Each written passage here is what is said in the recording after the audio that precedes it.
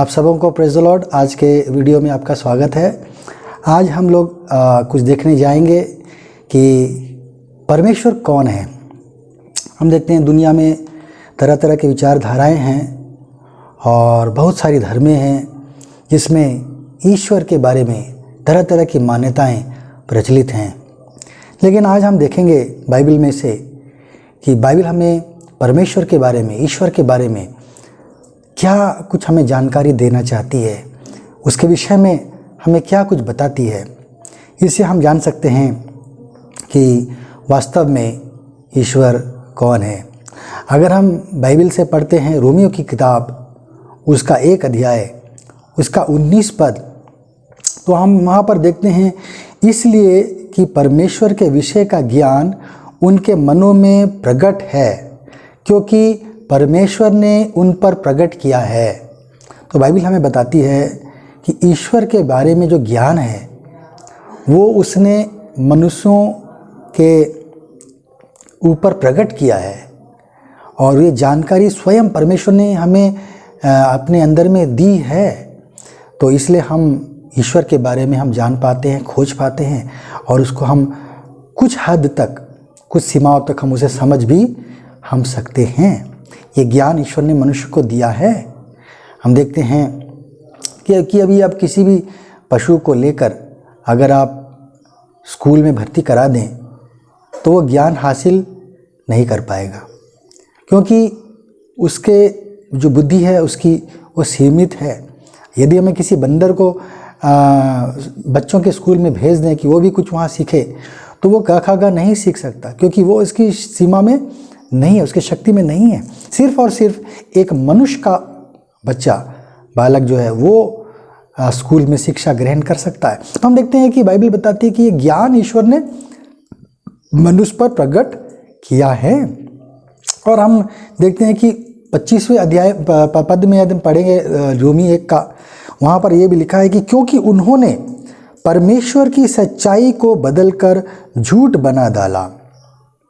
तो यहाँ पर हम देखते हैं कि कई लोग जो हैं या कई किताबें हैं, कई लोग हैं जो ईश्वर के बारे में गलत बातें जो हैं फैला रहे हैं, गलत जानकारियाँ दे रहे हैं और गलत विश्वास कर रहे हैं जो कि सच्चाई नहीं है। आप अपने जीवन में स्वयं अपनी बुद्धि से समझ सकते हैं कि इस बात में कितनी सच्चाई है। लेकिन फिर भी क्योंकि ये युगों से चला आ रहा है, माता पिता और पुरखों से चला आ रहा है, तो इस ज्ञान को ये समझते हुए भी कि ये विश्वास योग्य नहीं है, ये काल्पनिक है, आज के मौजूदा जो विज्ञान की तरक्की है उसके आधार पर हम बड़े आसानी से इस बात को हम पुष्टि कर सकते हैं कि ये बात जो है सच नहीं है।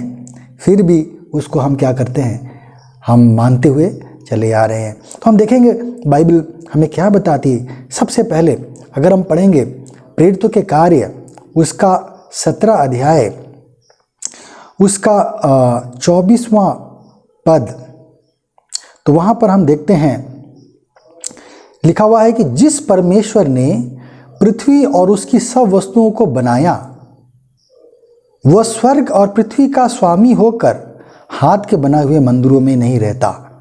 तो सबसे पहले हम देखते हैं कि ईश्वर कौन है। ईश्वर वो है जिसने पृथ्वी और उसकी सब वस्तुओं को बनाया, अर्थात वो सृजनहार है ना। ईश्वर कौन है? एक शक्ति है, वो सामर्थ है जिसने क्या किया है, सारे सृष्टि को प्रस्तुत किया है, इसको उसने दुनिया में वजूद में लाया है। ये क्या है? परमेश्वर है। उत्पत्ति 1 का 1 में हम देख पाते हैं, उसमें लिखा है कि आदि में परमेश्वर ने आकाश और पृथ्वी की सृष्टि की। तो हम ये विश्वास करते हैं कि ईश्वर क्या है? सृष्टि करता है। और कई लोग डार्विन और इन बातों में आ जाते हैं कि जो सृष्टि है अपने आप हुई, लेकिन फिर भी वैज्ञानिकों ने आज तक नहीं खोज पाए हैं कि जीवन अपने आप कैसे शुरू हो सकता है। ठीक है ना। तो हम इस प्रकार से हम देखते हैं कि एक सृष्टि करता है, एक शुरुआत करने वाला है। न्यूटन का पहला लॉ बताता है कि लॉ ऑफ इनर्शिया हमें बताता है क्या कि यदि कोई भी चीज़ या तो एक जगह में खड़ी है, स्थिर है, और या फिर वो गति में है। तो जब तक रुकेगी नहीं या वो चलन में नहीं आएगी, जब तक कि एक ताकत उसे नहीं लगाया जाए उसके पीछे, है ना। तो चलती हुई चीज़ चलते ही रहेगी जब तक एक ताकत उसे रोकने के लिए ना इस्तेमाल किया जाए। वैसे ही रुकी हुई चीज़ चलन में नहीं, अपने आप नहीं खुद लुढ़कने लगेगी या चलने लगेगी जब तक कि उसे कोई ठेला, कोई शक्ति उसे ना ठेले।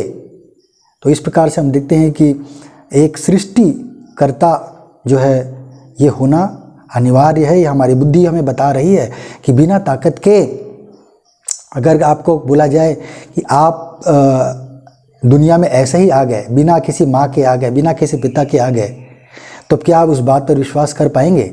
आप नहीं कर पाएंगे, क्योंकि आप जानते हैं कि आपको आपके माता ने जन्म दिया, आपके पिता ने जन्म दिया है, उसके पीछे कारण है और सारी उसके पीछे एक साइंस है किस प्रकार से मनुष्य जन्म लेता है। ठीक उसी प्रकार अगर आपको बोले कि दुनिया में जीवन अपने आप चल जाए, जैसे कि विज्ञान कहता है और कई लोग उस पर विश्वास भी करते भी हैं, तो ये कभी भी संभव नहीं है, संभव नहीं है। इसलिए एक शक्ति है, एक सृष्टिकर्ता है जिसने, परमेश्वर ने इस मनुष्य को बनाया, सारी सृष्टि को बनाया। अगर हम यशाया की किताब उसका 40 अध्याय उसका 28वां पद में भी अगर हम देखते हैं, यशाया उसका 40-28वें पद में हम देख सकते हैं, लिखा है, क्या तुम नहीं जानते, क्या तुमने नहीं सुना, यहोवा जो सनातन परमेश्वर और पृथ्वी का सृजनहार है। तो हम फिर से यहाँ पर देखते हैं कि ईश्वर वो है जो सृष्टि को बनाने वाला है। उसके अलावा दूसरे किसी को अगर ईश्वर समझते हैं तो ये हमारी मूर्खता है, लेकिन ईश्वर वही है, वो शक्ति है जिसने दुनिया को बनाया। इब्रानी उसका 11 अध्याय और उसका 3 पद में भी हम ये चीज़ देख सकते हैं।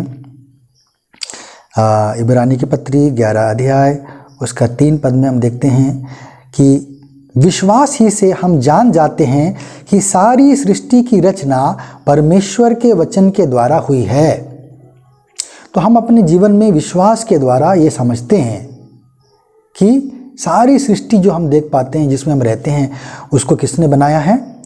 उसको एक ईश्वर ने रचाया है, उसको एक ईश्वर ने बसाया है, और वो स्वयं कभी नहीं बनी या बन भी नहीं सकती है। तो सर्वप्रथम हमने देखा कि क्या ईश्वर कौन है? जो दुनिया का सृजनहार व्यक्ति है, वो सामर्थ, वो शक्ति, वो छुपा हुआ चीज़ जो है क्या है, जिसे हम ईश्वर हम कहते हैं। अगर हम पढ़ेंगे पहला तिमोथी की किताब उसका 1 अध्याय और उसका 17वां पद, तो वहाँ पर हम देखते हैं लिखा हुआ है, अब सनातन राजा अर्थात अविनाशी अनदेखे एकमात्र परमेश्वर का आदर और महिमा युगान युग होती रहे, आमीन। तो हम यहाँ पर देखते हैं कि ईश्वर के विषय में एक बात की कही गई है कि वो क्या है? सनातन राजा, जो दुनिया पे राज करता है। और कौन है वो? अविनाशी, जो नष्ट नहीं हो सकता। अनदेखे अर्थात वो व्यक्ति देखा नहीं गया है, हम ईश्वर को किसी ने देखा नहीं है, और वो गुप्त है, अपने आप को प्रकाश में नहीं लाता है। और हम देखते हैं कि एकमात्र परमेश्वर, एक ईश्वर है ना, जिसकी आदर और महिमा युगानुयुग हो। तो हम देखते हैं कि ईश्वर कौन है? अब एक अदृश्य और अविनाशी और एकमात्र जो है इज्जत पाने वाला लायक योग्य व्यक्ति वो है ना। और हम देखते हैं कि ईश्वर कौन है? एक अदृश्य शक्ति है जिसने सारी दुनिया को बनाया। और अगर हम देखेंगे उसी पहला तिमोथी का 6 अध्याय और उसका हम अगर 15 और 16 पद को हम पढ़ते हैं, तो वहाँ पर हम पाते हैं कि जिसे वो ठीक समय पर दिखाएगा, जो परम धन्य और एकमात्र अधिपति और राजाओं का राजा और प्रभुओं का प्रभु है, और अमरता केवल उसी की है, और वो अगम्य ज्योति में रहता है, और ना उसे किसी मनुष्य ने देखा और ना कभी देख सकता है। तो हम यहाँ पर देखते हैं कि जो शक्ति जिसने ब्रह्मांड को बनाया, जिस ब्रह्मांड में ऐसे सूर्य जो है अनेकों सूर्य हैं, जो सूर्य से हजारों गुना बड़े भी सूर्य हैं, उसको बनाया, क्या उसे हम देख सकेंगे? क्योंकि हमारी नज़र की एक सीमा होती है ना, और हम उसके बाद हम देख नहीं पाते। अगर ज़रूरत से ज़्यादा छोटी चीज़ है हम उसे देख नहीं सकते, ज़रूरत से ज़्यादा बड़ी चीज़ है तो उसे भी हम देख नहीं पाएंगे। इसी प्रकार ईश्वर जो है इतना विशाल है, इतना बड़ा है आकार में कि उसे हम देख भी नहीं सकते। अगर हम सूर्य को नहीं देख सकते, एक सृष्टि जो है ईश्वर की छोटी सी, उसको हम नहीं देख सकते, तो हम उसके बनाने वाले ईश्वर को हम किस प्रकार हम देख सकते हैं? वो अमर है। ईश्वर कौन है? अमर है और अगम्य ज्योति में रहता है। तो इस प्रकार से हमने देखा, इसमें लिखा है कि वो बहुत सारी परिभाषाएं इसमें दी गई हैं ईश्वर की। क्या है वो ज्योति के समान है। और क्या है? वो दुनिया का एकमात्र राजा है, अधिपति है, राजाओं का राजा है, अर्थात वही इस दुनिया को चला रहे हैं। एक शक्ति है अद्भुत रीति से जो क्या कर रहे हैं, इस दुनिया को चला रहे हैं। अगर हम देखेंगे दूसरा कुरिन्थी उसका 3 अध्याय उसका 17 पद, तो वहाँ पर हम देखते हैं ईश्वर के बारे में क्या बाइबल हमें बताती है कि प्रभु तो आत्मा है और जहाँ कहीं प्रभु का आत्मा है वहाँ स्वतंत्रता है। तो एक और बात हमको जानने मिलता है कि बाइबल हमें बता रही है कि ईश्वर क्या है? ईश्वर एक आत्मा है। ईश्वर वो चीज़ है जिसके पास शरीर नहीं है। जैसे मनुष्यों को हम उसने दिया, पशुओं को दिया, दूसरी चीज़ों को उसने दिया, उसने दुनिया में सृष्टि के लेवल्स बनाए हैं, तरह तरह के सृजन उसने किए हैं। जैसे जानवर हैं, उनमें जान है और वो घूम सकते हैं, लेकिन पेड़ पौधे हैं, उनमें जान है लेकिन वो घूम नहीं सकते हैं, अर्थात वो चल फिर नहीं सकते हैं। ठीक है ना? तो हम देखते हैं कि जो पेड़ पौधे हैं, वनस्पति है, ये सबसे लो में चला जाता है। उपलब्धियां इसकी बहुत हैं, इसके जो है क्या कह सकते हैं, उपयोग बहुत हैं पेड़ पौधों के निश्चित रूप से, लेकिन वो क्या है, लोअर फॉर्म्स ऑफ लाइफ है, अर्थात वो चल फिर नहीं सकते और वो स्थिर हैं, एक जगह में रहते हैं। लेकिन पशु को थोड़ी सी और गुण दिए गए, उनको कुछ और शक्तियाँ दी गई। उसी प्रकार मनुष्य को ईश्वर ने और थोड़ा आगे बनाया, उनको कुछ और अधिक ज्ञान दिया और अधिक शक्तियाँ उसे प्रदान की। इसी प्रकार से मनुष्य के भी ऊपर उसने एक सृष्टि को रची है और उसके विषय में हम बाद में देखेंगे। और इसके अनुसार हम देख सकते हैं कि संसार में तरह तरह के जैसे कीड़े मकोड़े हैं, जीव जंतु हैं, और हम देख सकते हैं कि जो माइक्रोब्स हैं जो कि आँखों से हम डायरेक्टली देख नहीं सकते, हवा में कितने सारे कीटाणु हैं। तो ये सब चीज़ें और भी सूक्ष्म जो प्राणियां हैं जिसे हम कह सकते हैं, उसको भी किसने बनाई? ईश्वर ने बनाई। यूहन्ना उसका 4 अध्याय उसका अगर हम 24 पद में हम देखते हैं तो वहाँ पर भी हम ये पाते हैं, बाइबल हमें बताती है कि परमेश्वर आत्मा है और अवश्य है कि उसकी आराधना करने वाले आत्मा और सच्चाई से आराधना करें। तो हम देखते हैं कि बाइबल बताती है कि परमेश्वर क्या है? एक आत्मा है, उसकी शरीर नहीं है। वो चाहे तो शरीर धारण कर सकता है, लेकिन वास्तव में वो एक आत्मा के आकार में है। और मनुष्य के पास में भी आत्मा है और इसीलिए उस आत्मा के कारण मनुष्य भी ईश्वर को ढूंढ पाता है ना? इस प्रकार से हम देखते हैं कि जो शक्ति हमारे पास है, हम उसी सीमा में हम काम कर सकते हैं, है ना? अगर एक दुकान के पास में मान लीजिए चीनी नहीं है या तो कोई विशेष मसाला आपको चाहिए, वो नहीं है, आप वहाँ जाके उनसे ख़रीदना चाहेंगे तो आपको बेच पाएगा? वो नहीं बेच पाएगा। क्यों? क्योंकि उसके पास वो चीज़ है ही नहीं, वो नहीं दे पाएगा। इस प्रकार मनुष्य के पास जो चीज़ें हैं उसी आधार पे वो अपना काम करता है। हमारे जो आत्मा है, इस कारण से मनुष्य क्या होती है, उस अपने बनाने वाले आत्मा अर्थात ईश्वर को वो खोजती है या उसके बारे में अधिक जानकारी पाने की वो ललक मनुष्य के अंदर में बनी रहती है। तो हम देखते हैं और एक बात जो हमें बाइबल बताती है, लूका उसका 20 का अगर 34 से अगर हम देखते हैं, लूका 20 अध्याय उसका 34वां पद से अगर हम पढ़ें तो वहाँ पर हम देखते हैं, यीशु ने उनसे कहा, इस युग की संतानों में तो विवाह होता है। आजकल लोगों के बीच में विवाह होता है, पर जो लोग इस योग्य ठहरेंगे कि उस युग को और मरे हुओं में से जी उठने को प्राप्त करेंगे, वे ना विवाह करेंगे और ना विवाह में दिए जाएंगे। जो लोग मृत्यु के बाद जो जीवन में जाएंगे, अर्थात यीशु ने इस बात को मान्य ठहराया, इसको विश्वास किया कि मृत्यु के बाद भी एक जीवन मनुष्य को दिया जाएगा और उस जीवन में वो ना तो शादी करेंगे ना विवाह वो करेंगे। वे मरने के भी नहीं, क्योंकि वे स्वर्गदूतों के समान होंगे। ठीक है ना। तो यहाँ पर एक शब्द और आया है स्वर्गदूत। बाइबल धारणा के अनुसार हम देखते हैं कि क्या है, मनुष्यों के ऊपर में भी एक सृष्टि है, एक और हायर लाइफ फॉर्म है। वो भी शरीर में नहीं है, वो भी क्या है, आत्मिक जीव वो हैं, जिसे स्वर्ग के दूत के रूप से हम जानते हैं। इंग्लिश में उसे हम एंजल्स कह के हम पुकारते हैं।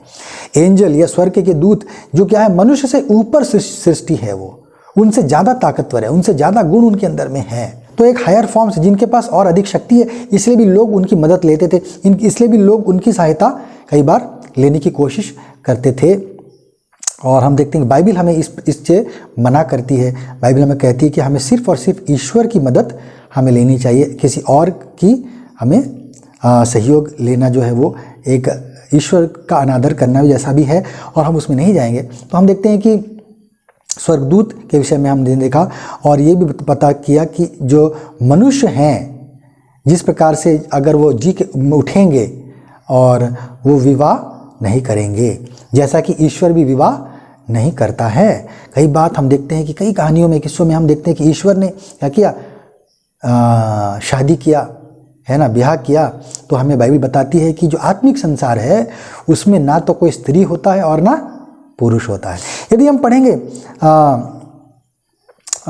याकूब की पत्री, उसका माफ़ करिएगा, यहोशू की पत्री, उसका 24 अध्याय, उसका 19 पद, यहोशू उसका 24 उसका 19वां पद अगर हम पढ़ेंगे, लिखा है, यहोशू ने लोगों से कहा, तुमसे यहोवा की सेवा नहीं हो सकती, क्योंकि वह पवित्र परमेश्वर है, वह जलन रखने वाला ईश्वर है, वह तुम्हारे अपराध और पाप क्षमा ना करेगा। यहाँ पर हम देखते हैं बाइबल हमें एक और बात बताती है कि ईश्वर कौन है, वो एक पवित्र व्यक्ति है। जब हम अपने जीवन में कुछ गलत काम करते हैं तो हम जानते हैं, हमारा विवेक के कारण हम इस बात को समझ पाते हैं कि वो चीज़ क्या है, गलत है। झूठ बोलना गलत है, चोरी करना गलत है ना, लड़ाई करना, झगड़े करना है, गलत चीज़ें हैं। और बहुत सारी चीज़ें हैं जिसका लिस्ट लंबा है, उसमें नहीं जाऊंगा। देखते हैं कि हम कई चीज़ों को अपने जीवन में जानते हैं कि ये सही है और गलत है, ये अच्छा है, ये बुरा है ना। आप देखते हैं नशे की चीज़ें, ये क्या है, बुरी लत है, ये बुरी आदतें हैं। और शराब पीना, तंबाकू का सेवन करना, सिगरेट पीना या किसी और प्रकार के नशीली चीज़ें खाना, ये सब क्या है, गलत है, जो हमारे शरीर को हानि पहुंचाती है, हमारे नुकसान करता है। तो हम देखते हैं कि परमेश्वर, बाइबल जो जानकारी दे रही है, वो परमेश्वर कैसा है, वो पवित्र परमेश्वर है। वो ऐसा ईश्वर नहीं है जो गलतियां कर रहा है, वो ऐसा ईश्वर नहीं है जो किसी बुराई में फंसा हुआ है। और वो क्या है, हमसे और अधिक शक्तिशाली है, हमसे अधिक कहीं अधिक वो क्या है, बलवान है, बुद्धिमान है, योग्य है। और जो निश्चित रूप से सृष्टि जो है, सृष्टिकर्ता से कम ही रहेगी, हमेशा सृष्टिकर्ता से कम ही रहेगी। तो हम जान सकते हैं कि हम क्या हैं, ईश्वर से कम हैं और रहेंगे, है ना। ईश्वर क्या है, हमसे कहीं अधिक, जो अगर उसने हमें दिया उसके पास उससे कहीं अधिक गुण होंगे। अगर हम जो देख पाते हैं तो जितनी दूर हम देख सकते हैं, जो चीज़ें हम देख सकते हैं, ईश्वर क्या कर सकता है, उससे कहीं अधिक देख सकता है। जो हम सुन सकते हैं, हमारी सीमाएं जहाँ तक बंधी हुई हैं, उसके बाद भी ईश्वर के कान जा सकते हैं। तो हम देखते हैं कि ईश्वर की शक्ति मनुष्य की शक्ति से निश्चित रूप से अधिक है। ये हम समझ सकते हैं कि जो भी होगा सृष्टिकर्ता, उसकी शक्ति हमसे अधिक ही होगी। वो क्या है, पवित्र परमेश्वर है, इस प्रकार से बाइबल बताती है। अगर हम देखेंगे यशाया की किताब, उसका 6 अध्याय, उसका 3 पद में, तो वहाँ पर एक भविष्यद्वक्ता था यशाया, उसने दर्शन देखा, स्वर्ग का एक दर्शन देखा। और क्या देखा वहाँ पर कि अगर हम 2 पद से हम देख सकते हैं। अच्छा, शुरू से भी हम पढ़ सकते हैं। इसलिए लिखा है, जिस वर्ष उज्जिया राजा मरा, मैंने प्रभु को बहुत ही ऊंचे सिंहासन पर विराजमान देखा और उसके वस्त्र के घेर से मंदिर भर गया। उससे ऊंचे पर सराब दिखाई दिया। सराफिम एक तरह के स्वर्गदूत है, एक किस्म के स्वर्गदूत हैं। उनके 6 पंख थे। 2 पंखों से वे अपने मुंह को ढांपे थे और 2 से अपने पांवों को और 2 से उड़ रहे थे। वे एक दूसरे से पुकार पुकार कर कह रहे थे, सेनाओं का यहोवा पवित्र पवित्र पवित्र है, सारी पृथ्वी उसके तेज से भरपूर है। तो एक व्यक्ति यशायाह, जिसने बाइबल में एक किताब लिखी और उस किताब का नाम ही उसके नाम, व्यक्ति के नाम से यशायाह नबी की किताब कहा जाता है, उसने आरंभ में बताया कि किस प्रकार से उसे क्या हुआ, एक अलौकिक दर्शन प्राप्त हुआ और उसने कुछ देखा और उसने लिखा क्या कि ईश्वर को लोग जो हैं स्वर्ग में, जो अलग किस्म के प्राणी वहाँ रहते हैं, वो लोग उसको कैसे पुकार रहे हैं, पवित्र पवित्र पवित्र। अर्थात ईश्वर कैसा है, वो पवित्र परमेश्वर है। और इसी बात को हम और एक जगह देख सकते हैं, यूहन्ना, पहला यूहन्ना उसका 3 अध्याय उसका 3 पद में यदि हम पढ़ेंगे तो हम देखते हैं, लिखा है कि और जो कोई उस पर यह आशा रखता है वो अपने आप को वैसा ही पवित्र करता है जैसा वो पवित्र है। तो जब हम आशा करते हैं कि ईश्वर पवित्र है तो वो व्यक्ति अपने को भी क्या कर रखने की कोशिश करता है, पवित्र रखने की कोशिश करता है। अर्थात ईश्वर के जैसा अपने को वो भी बना कर रखने के लिए प्रयत्नशील बना रहता है। अर्थात हम विश्वासियों को भी क्या करना चाहिए, खुद को पवित्र रखने के लिए हमें प्रयत्नशील बने रहना चाहिए। परमेश्वर क्या है, पवित्र है। हम अगर पढ़ें मत्ती की किताब, मत्ती उसका 5 अध्याय उसका 48 अगर हम देखते हैं, मत्ती उसका 5 का 48, तो वहाँ पर हम पाते हैं, लिखा है, इसलिए चाहिए कि तुम सिद्ध बनो जैसा तुम्हारा स्वर्गीय पिता सिद्ध है। तो यहाँ पर हम एक और बात देखते हैं कि बाइबल में बताती है कि परमेश्वर कैसा है, सिद्ध है। तुम भी सिद्ध बनो क्योंकि जैसा तुम्हारा स्वर्गीय पिता सिद्ध है। तो दूसरी जानकारी हमें मिलती है ईश्वर के बारे में बाइबल के ज़रिए कि ईश्वर कैसा है, परफेक्ट है। सिद्ध अर्थात परफेक्ट ईश्वर है, उसमें बहुत सारी परफेक्शन है ना। अगर हमें किसी शादी की पार्टी में जाना हो तो हम कैसा ड्रेस पहनेंगे हैं, अगर हम किसी विशेष समारोह में जाना चाहते हो तो हम कैसा करेंगे, हम 10 बार आईने के सामने रहेंगे। हम अपने सूट, अपनी पैंट, अपनी जो भी है साड़ी हो, महिला की कुछ भी हो, हम उसको सही रीति से आयरन करके, धो करके, साफ़ सुथरा करके, जिसमें दाग ना लगे हों और बड़ा ही हम उसमें जचते हों, है ना, हम ऐसा ही वस्त्र पहनेंगे, ऐसा कपड़ा हम पहनेंगे। तो हम समझ सकते हैं कि हम परफेक्ट बनना चाहते हैं। हम अपने बालों को संवार कर जाएंगे, हम बिखेर कर अपने बालों को नहीं जाएंगे क्या। तो इस प्रकार से हम देखते हैं कि हम परफेक्ट बनना चाहते हैं और ये चीज़ हमको मिली है कहाँ से, अपने सृजनहार से मिली है, अपने बनाने वाले से हमको मिली है। क्या चीज़ के लिए, लोग बॉडियाँ बनाते हैं, बॉडी बनाते हैं, बिल्डिंग करते हैं ना, जिम्नेजियम का समय है आजकल और बहुत सारे न्यूट्री प्रोटीन्स और डाइट की चीज़ें हैं, लोग उसे लेते हैं, कई ब्रांड्स बना रहे हैं लोगों के लिए, है ना। और बॉडी बिल्डर्स के लिए अलग प्रकार का वो खाना बना रहे, हाई रिच रहेगा वो प्रोटीन में, फाइबर में। तो हम देखते हैं कि क्या करने के लिए, अपने बॉडी को और परफेक्ट बनाने के लिए हम उसे रोज़ धोते हैं, हम दांतों को घसते हैं, चेहरों को धोते हैं, है ना, और हम नहाते हैं। क्यों, हम चाहते हैं कि हम क्या रहें, परफेक्ट दिखें, परफेक्ट रहें, साफ़ सुथरे रहें, हम मैले ना रहें। तो इस प्रकार से ये क्या है, एक अच्छे गुण है जो हमें क्या मिली है, ईश्वर से मिली है। क्या चीज़ की, परफेक्ट बनने की जो इच्छा पहले बताती है।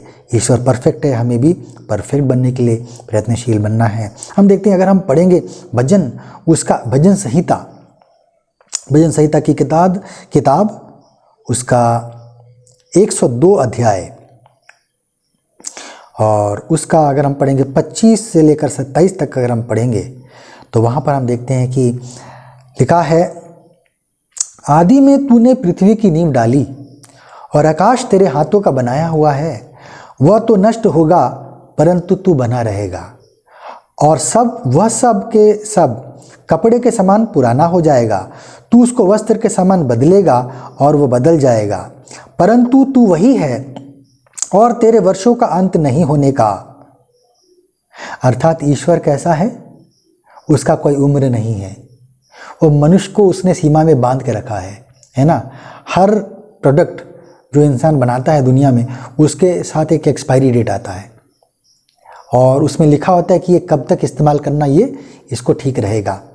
कोई इलेक्ट्रॉनिक चीज़ भी हम लेते हैं तो उसके 1 साल, 2 साल, 3 साल, 5 साल की वारंटी रहती है। गारंटी अलग चीज़ है, वारंटी अलग चीज़ है। तो हम देखते हैं कि उसकी लाइफ है, उसकी एक स्पैन है कि ये इतने समय तक अच्छे से काम करेगा, इसका है। उसके बाद वो टिके या ना टिके, इसका कोई गारंटी नहीं है। इस प्रकार से तो मनुष्य की भी क्या है, एक सीमा है, उसकी आयु की सीमा है ना। और 60, 70 साल, 80 साल पहुँच जाता है, 90, 100 साल बहुत लोग पहुँचते हैं, उसके भी ऊपर जाते हैं कई लोग, लेकिन और नहीं। लेकिन ईश्वर क्या है? वो अनंत है, उसका कोई उम्र नहीं है। बाइबल तेरे वर्षों का अंत नहीं है, वचन हमें बताता है। तो ईश्वर कौन है? अनंत है, उसकी आयु नहीं है, उसकी गिनी नहीं जा सकती, है ना। करोड़ों अरबों साल से जब से दुनिया बनी है या बनाया उसने, वो है और था और रहेगा। अगर हम पढ़ेंगे पहला तिमोथी की किताब, उसका 1 अध्याय, उसका 17 पद, तो वहाँ पर हम देखेंगे लिखा है, तो अब सनातन राजा अर्थात अविनाशी अनदेखे एकमात्र परमेश्वर। तो यहाँ पर हम देखते हैं सनातन राजा, सनातन अर्थात जिसकी शुरुआत ना हो, जिसकी अंत ना हो, हमेशा हमेशा के लिए वो है मौजूद ईश्वर। एक ऐसी वो शक्ति है जिसके बारे में हम ये समझ सकते हैं, जिसकी कोई आयु नहीं है, वो समय से परे है। फिर हम देखेंगे, अगर हम पढ़ते हैं व्यवस्था विवरण की किताब 6 अध्याय, उसका 4 पद, व्यवस्था विवरण 6 उसका 4 में हम एक और बात देखते हैं। हे इस्राएल सुन, मूसा जो है इजरायली लोगों को ईश्वर के आदेश के अनुसार उन्हें वो शिक्षा दे रहा है। कहता है, हे इस्राएल सुन, यहोवा हमारा परमेश्वर है, यहोवा एक ही है। तो यहाँ पर हम एक देखते हैं कि वो शक्ति जो है, जो सृजनहार है, जो परमेश्वर है, जो ईश्वर है, वो क्या है? एक है ना। ऐसी जानकारी मूसा को दी गई और उसने मन से नहीं लिखा, उसने उस शक्ति का अनुभव किया अपने जीवन में, और इसी कारण से जो है उसने बातें लिखी। तो उसको क्या जानकारी मिली कि ईश्वर क्या है? एक है, यहोवा एक है। हे इज़राइल सुन, यहोवा हमारा परमेश्वर है, यहोवा एक ही है। इस प्रकार से, लेकिन इस एकता में भी अनेकता पाई जाती है, पर उस विषय में हम नहीं जाएंगे, अर्थात हमारा समय जाएगा, अगर में समय मिले तो उसमें भी हम देखेंगे। लेकिन हम देखते हैं कि फिलहाल बाइबल में बताती है कि ईश्वर कौन है? एक है, और उसमें भी अनेकता पाई जाती है। बाइबल में और भी कुछ बातें इसमें हैं, हम समय बाद में देखेंगे, पर हम और भी चीज़ों को पहले देखेंगे। उसके बाद अगर हम देखते हैं भजन संहिता उसका 11 अध्याय उसका 7 पद, भजन 11 उसका 7 पद में हम देखते हैं ईश्वर के बारे में क्या जानकारी लिखी गई है। लिखा है, क्योंकि यहोवा धर्मी है, वह धर्म ही के कामों से प्रसन्न रहता है, धर्मी जन उसका दर्शन पाएंगे। तो एक और बात हमको यहाँ पर बाइबल बताती है ईश्वर के बारे में कि ईश्वर कैसा है? धर्मी है, राइचियस। हम ये चीज़ को कैसे जान सकते हैं कि ईश्वर धर्मी है? हो सकता है ईश्वर बुरा हो, है ना, ईश्वर अनराइचियस हो, वो गलत इंसान हो। कैसे हम जान सकते हैं? हम जान सकते हैं अपने विवेक के कारण। ईश्वर ने मनुष्य के अंदर में एक चीज़ दिया जिसे हम विवेक कहते हैं, अर्थात भले और बुरे का ज्ञान। जब हम बुरा करते हैं तो हम ये चीज़ महसूस करते हैं, और एक चोर को या गलत काम करे हुए व्यक्ति को अगर पुलिस पकड़ के लेके जाती है तो शर्म से उसका सिर झुक जाता है, क्योंकि उसकी आत्मा उसको ये बोध कराती है कि उसने क्या किया है, गलत किया है, और वो शर्मिंदित महसूस करता है। लेकिन जब हम अच्छे काम करते हैं तो हमें अंदर से क्या महसूस होता है? गर्व महसूस होता है, हमें खुशी महसूस होता है। हमारे क्या कहेंगे, विवेक हमको इसका बोध कराता है कि तुमने क्या किया है, तारीफ के काबिल काम किया है। तो हम देखते कि जिसने भी हमें विवेक बनाकर दिया, वो विवेक हमको ऐसा प्रोग्राम किया गया कि वो अच्छे काम के लिए हमें तो गर्वित महसूस कराता है, हमें अच्छा लगता है, हमारे चेहरे पे खुशी ले आता है, लेकिन बुरे कामों को करने से हमें शर्मिंदगी लाता है। तो इस प्रकार से भी हम जान सकते हैं कि ईश्वर ने क्या किया है, जिसने हमें विवेक बनाया और ये दिया, बताया कि अच्छी चीज़ करना अच्छी बात है, उसे गर्व महसूस होता है। तो वो ईश्वर स्वयं कैसा है? वो धर्मी ईश्वर है ना। वो क्या है? राइचियस ईश्वर है, वो अच्छा ईश्वर है। और वो बुरे काम से खुश हो जाएगा, ऐसा नहीं है। वो ऐसा ईश्वर नहीं है जो बुरे काम से खुश हो जाए। हमको बाइबल बताती है, हमारा विवेक इसका प्रमाण है कि परमेश्वर जिसने हमें बनाया और विवेक प्रदान किया, वो क्या है? धार्मिकता के लिए हमें प्रेरणा दिया, लेकिन उसने हमारे सामने चुनाव रखा, हमें बांध नहीं दिया, हमें कोई गुलाम नहीं बनाया, है ना। लेकिन उसने हमें चुनाव दिया कि हम इच्छा से क्या करें? अच्छाई की तरफ हम बढ़े। इच्छा से हम क्या करें? अच्छाई को हम चुनें। बुराई और भलाई के बीच में हम अपनी इच्छा के अनुसार हम भलाई को चुनकर भले काम को हम करें अपने जीवन में। तो हम इस प्रकार से देखते हैं क्या है? वो एक धर्मी परमेश्वर है। अगर हम पढ़ेंगे भजन संहिता का ही उसका 25 अध्याय उसका 8 पद, तो वहाँ पर हम देखते हैं लिखा है, क्योंकि भला और यहोवा भला और सीधा है, इसलिए वो पापियों को अपना मार्ग दिखलाएगा। हम देखते हैं ईश्वर कैसा है? वो भला है और सीधा है। बाइबल बताती गॉड इज गुड, परमेश्वर अच्छा परमेश्वर है करके हम कैसे जान सकते कि ईश्वर अच्छा है ना। हम इस प्रकार से जान सकते हैं कि ईश्वर अच्छा है क्योंकि उसने हमें एक अच्छा चेहरा मोहरा दिया, है ना। हमें जो 2 हाथें दिया उसने, उन 2 हाथों से हम बड़े अच्छे से काम अपने कर सकते हैं, अपने आप की ज़रूरत को हम पूरा कर सकते हैं। 2 पैरों से जो दिया उसने, बड़े अच्छे काम करते हैं, वो हमें चलकर कहीं भी पहुंचा सकते हैं, है ना। हमारा हृदय, हमारा जो अन्य आँख नाक कान जो दिए उसने बड़े अच्छाई से बनाए, अच्छे पोजीशन में बनाए, अच्छे ढंग से, देखने में भी सुंदर लगता है और हमारे बड़े उपयोगी, हमारे बड़े काम की चीज़ें हैं वो। हम से वो शक्तियाँ छिन जाए तो हम बड़े मुश्किल में पड़ जाएंगे। हम जान सकते हैं कि ईश्वर क्या है? भला है, गुड है, वो अच्छा परमेश्वर है। उसने हमें माता दिया है। जब हम छोटे थे, असहाय थे, खुद कुछ अपना काम नहीं कर सकते थे, कुछ नहीं, तो कोई संभालने वाले एक व्यक्ति हमको दे दिया जिसे हम माता कहते हैं। तो अच्छा ही परमेश्वर है ना, जिसने अच्छी चीज़ें बनाई। माता जैसे एक व्यक्ति को बनाया, एक अच्छी चीज़ को बनाई, वो स्वयं क्या होगा? अच्छा होगा। हम अपनी समझ के द्वारा हम समझ सकते हैं कि बाइबल की चीज़ें या सत्य हैं या गलत हैं। तो हम देखते हैं बाइबल बताती क्या है? परमेश्वर भला परमेश्वर है, सीधा परमेश्वर है। अगर हम पढ़ेंगे पहला कुरिन्थी की किताब उसका 8 अध्याय उसका 6 पद अगर हम पढ़ते हैं, वहाँ पर हम देखते हैं लिखा है, तो भी हमारे लिए तो एक ही परमेश्वर है, अर्थात पिता, जिसकी ओर से सब वस्तुएं हैं और हम उसी के लिए हैं, और एक ही प्रभु है अर्थात यीशु मसीह, जिसके द्वारा सब वस्तुएं हुई और हम भी उसी के द्वारा हैं। तो हम यहाँ पर हम देखते हैं क्या हमारे लिए क्या है? एक परमेश्वर हमारे लिए है। इस प्रकार से हमें कुरिन्थी की किताब में हमें मिलता है। और सब वस्तुएं जो है दुनिया में उसी के ज़रिए हमें प्राप्त हुई हैं। इस प्रकार से हम देख सकते हैं। अगर हम पढ़ेंगे भजन उसका 25 अध्याय उसका 6 पद, तो वहाँ पर हम पाते हैं लिखा है, हे यहोवा अपनी दया और करुणा के कामों को स्मरण कर, क्योंकि वे तो अनंत काल से होते आए हैं। हम देखते हैं बाइबल हमको बता रही है कि ईश्वर कैसा परमेश्वर है?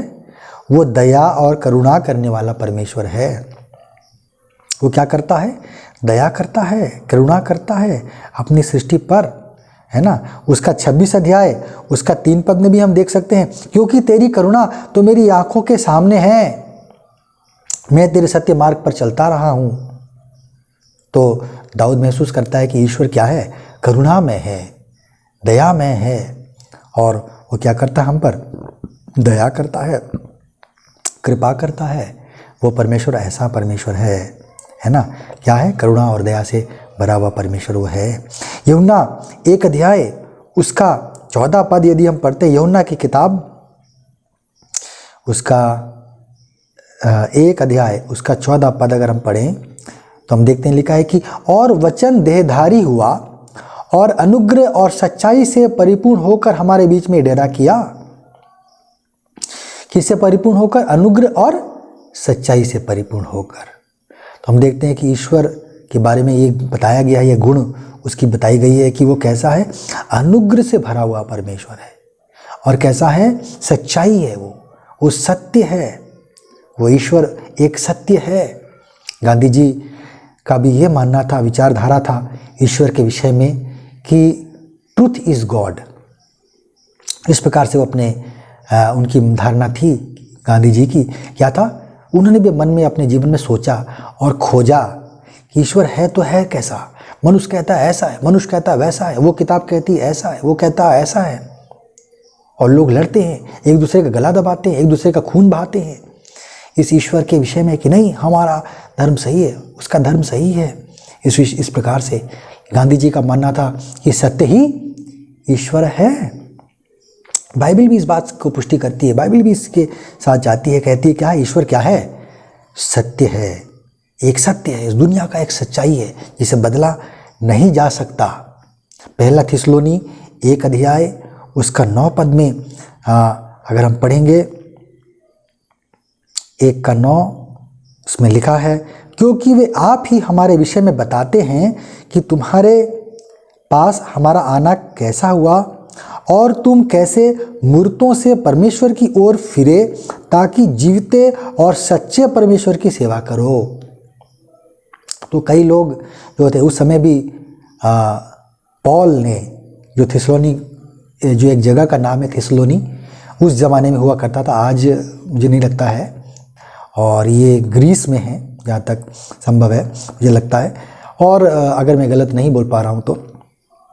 और वहाँ पर जो है जो चर्च होती थी, कलीसिया थी एक, उसको इसने लिखा किताब, एक चिट्ठी लिखी, दरअसल ये चिट्ठी है, और उसमें उसने बताया कि तुम क्या हुए हो, हैं गलत विचारधाराओं से निकलकर तुम कहाँ आए हो, एक जीवित और सच्चे परमेश्वर की तुम सेवा कर रहे हो। अभी पहले तुम उसको ठीक से नहीं पहचान रहे थे। और ईश्वर के विषय में हमें जानकारी मिल रही, क्या है? वो जीवित परमेश्वर है ना। वो मरा मुर्दा नहीं है। वो जिसने हमारे अंदर में जान डाला है ना, वो हमारे अंदर में जान डाल के मर गया, ऐसा भी नहीं है। वो था, वो है और रहेगा अनंत काल के लिए। उसका उम्र का कोई सीमा नहीं है। वो जीवित परमेश्वर है, वो सच्चा परमेश्वर है।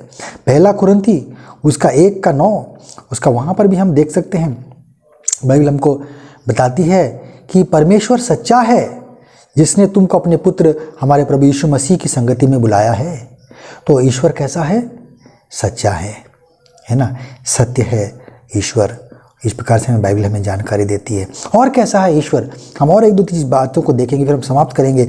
1 यूहन्ना 4 अध्याय 8 और 9 पद को यदि हम पढ़ेंगे,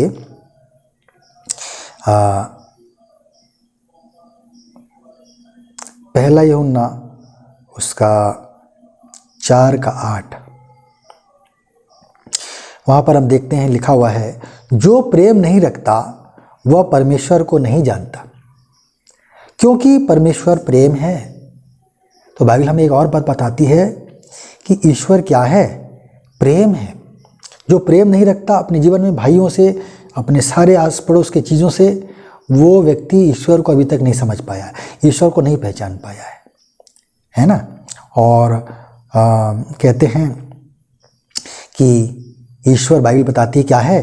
प्रेम है। अगर 9 पद भी हम पढ़ेंगे, लिखा है कि जो प्रेम परमेश्वर हमसे रखता है वह इससे प्रकट हुआ कि परमेश्वर ने अपने इकलौते पुत्र को जगत में भेजा कि हम उसके द्वारा जीवन पाएं। तो बाइबल हमें बताती है कि ईश्वर का जो प्रेम जो गुप्त था वो यीशु के जीवन के द्वारा हमारे ऊपर में प्रकट हुआ कि ईश्वर ने इस मानव जाति से कैसा प्यार किया। दिन भर वो लोगों की सेवा में घूमता रहता था और बहुत सारे बीमार ग्रस्त लोगों को चंगा करता रहता था। यहाँ तक कि लंगड़े, लूले, अंधे और कोढ़ से ग्रसित लोग और दुष्टात्मा से ग्रसित लोग, अशांत में लोग, यहाँ तक कि मृतकों को भी उसने क्या किया, यीशु ने जिला उठाया था। और अंत में उसने क्या किए, हमारे पापों के कारण क्रूस पे अपना जान को दे दिया। इस प्रकार से हम यीशु के जीवन के द्वारा हम ईश्वर के प्रेम को समझ पाते हैं कि वो व्यक्ति हमें अपने प्राणों से भी अधिक प्यार करने वाला वो एक व्यक्तित्व है ना।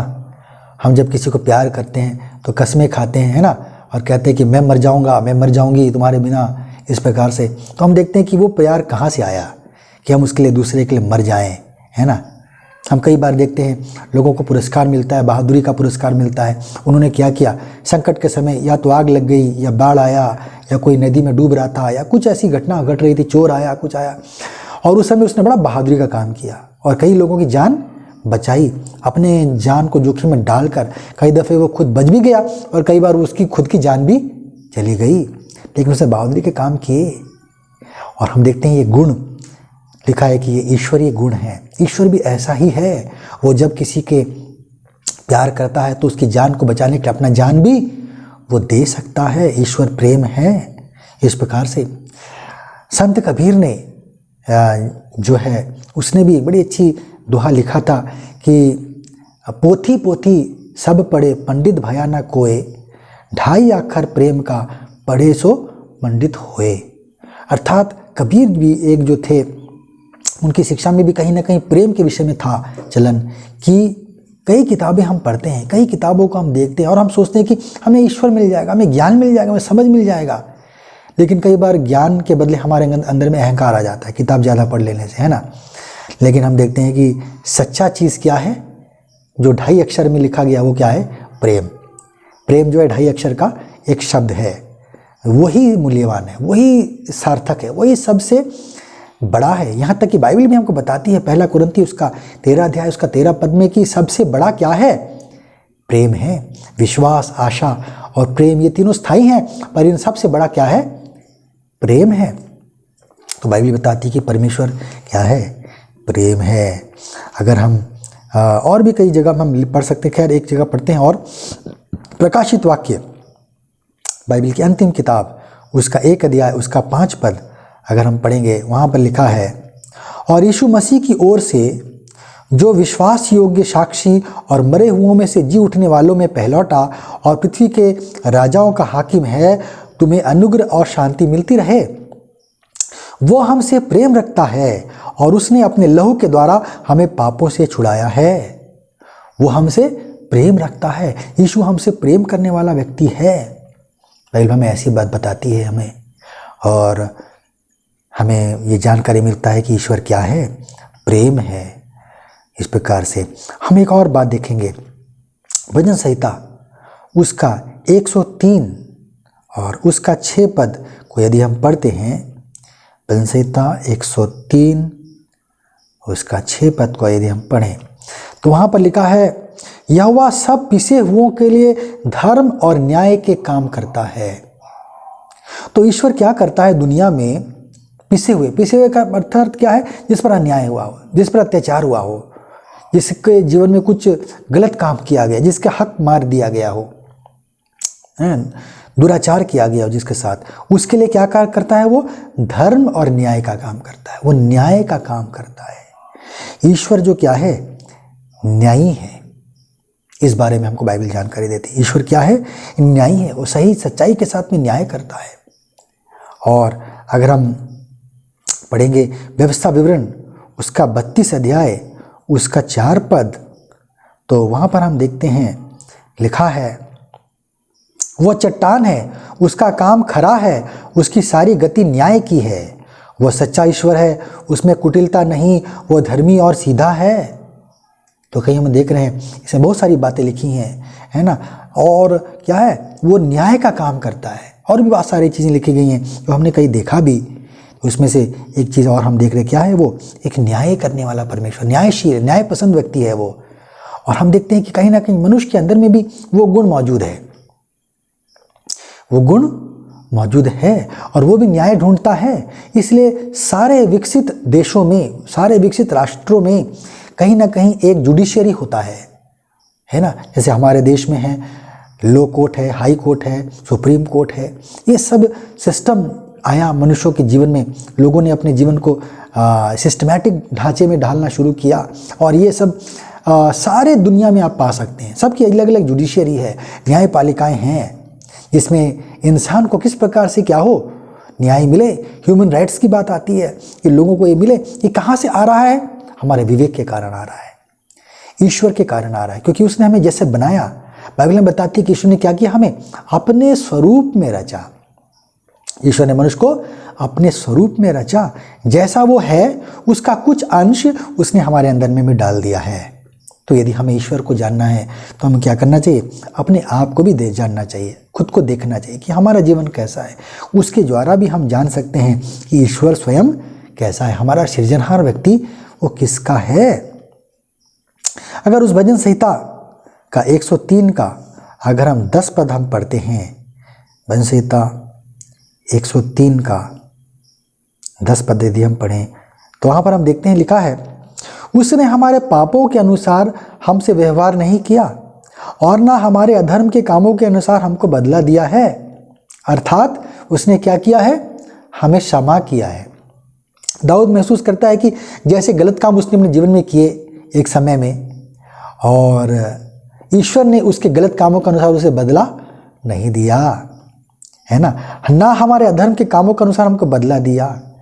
तो दाऊद ये कहता है कि मैंने अपने जीवन में पाया कि मैंने कितनी गलतियां तो की, पर ईश्वर मेरी सुरक्षा करता रहा।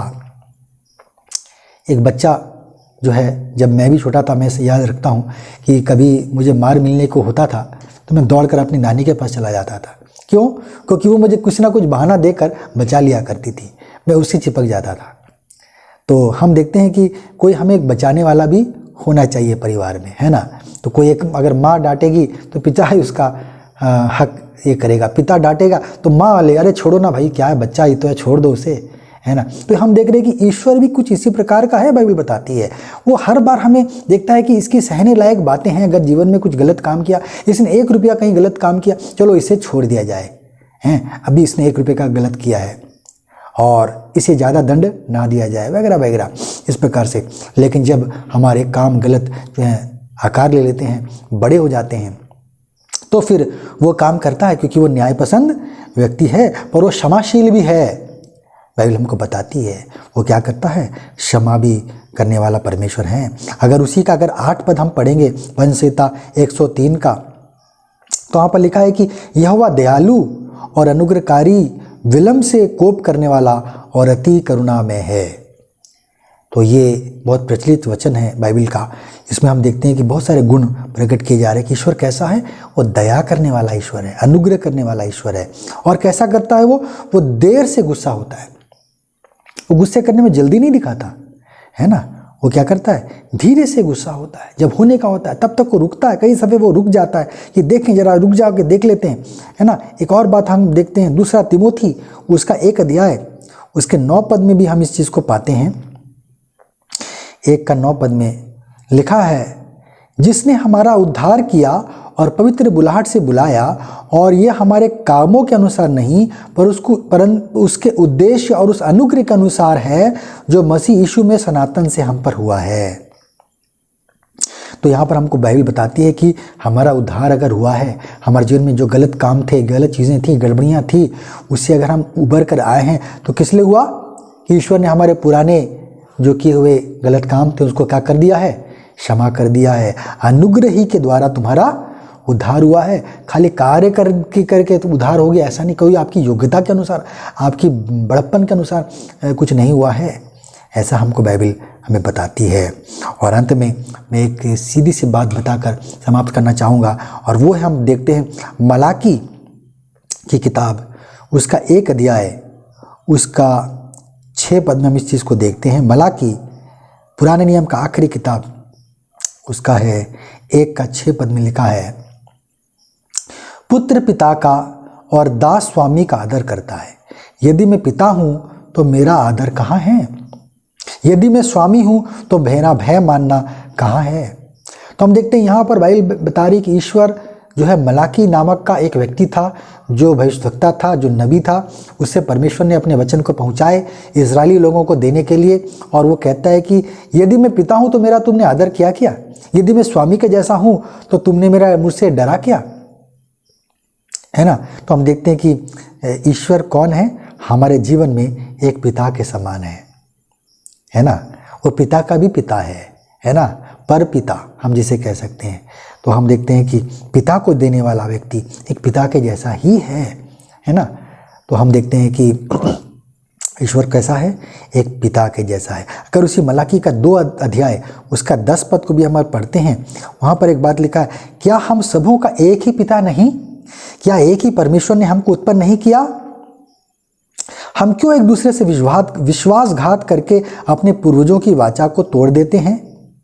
तो हमको यहाँ पर एक बात मिलती है, क्या है वो? क्या है वो? सबों का पिता है। ईश्वर क्या है? सबों का पिता है, सबका, चाहे वो इंडियन हो, अमेरिकन हो, चाइनीज़ हो, जापानीज़ हो, रशियन हो, है ना, या अफ्रीकन हो, वो सबका क्या है? पिता है। और कहीं ना कहीं हमारी एकता भी स्पष्ट है, हमारे ब्लड से, हमारे ब्लड ग्रुप से स्पष्ट है कि हम सबों का उत्पत्ति जो है दुनिया के सभी मनुष्य जाति का, वो एक ही जगह से आया है। एक पिता के ज़रिए हम क्या हुए हैं? हमने क्या किया? उस जीवन को पाया है जिसको लेकर हम आज चलते फिरते हैं। अगर हम आते हैं मत्ती की किताब, उसका 5 अध्याय उसका 16, मत्ती 5 का 16 में हम एक चीज़ देखते हैं। लिखा है कि उसी प्रकार तुम्हारा उजियाला मनुष्यों के सामने ऐसा चमके कि वे तुम्हारे भले कामों को देखकर तुम्हारे पिता की जो स्वर्ग में है बड़ाई करें। तो यीशु ने चेलों को जब शिक्षा दे रहा था, वो कहने लगा कि तुम जगत के लाइट के जैसे हो, ज्योति के जैसे उजाला हो तुम। तो तुम्हारे अच्छे काम तुम जब करोगे तो लोग उसे देखेंगे और क्या करेंगे? तुम्हारा पिता जो स्वर्ग में है, अर्थात ईश्वर, उसकी क्या करेंगे? तारीफ करेंगे, उसकी प्रशंसा करेंगे। अरे कि भाई कितना अच्छा आपने एक आदमी दुनिया में भेजा, कि क्या कर रहा है? सबका अच्छा कर रहा है ना, किसी ना किसी का वो भलाई कर रहा है। इस प्रकार से हम देखते हैं कि ईश्वर क्या है? हमारा पिता सरीका है। अगर उसी का हम 45 पद को भी हम पढ़ते हैं, 5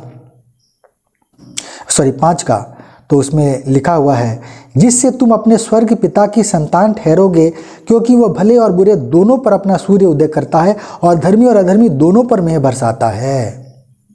यीशु ने शिक्षा दिया, क्या करो? अपने पड़ोसी से प्रेम करो और अपने सताने वालों के लिए क्या करो? प्रार्थना करो। जो अच्छे हैं उनसे भी प्यार करो, जो बुरे हैं उनको भी झेल लो, उनको भी क्या करो? संभाल लो। इस प्रकार की शिक्षा यीशु ने दी।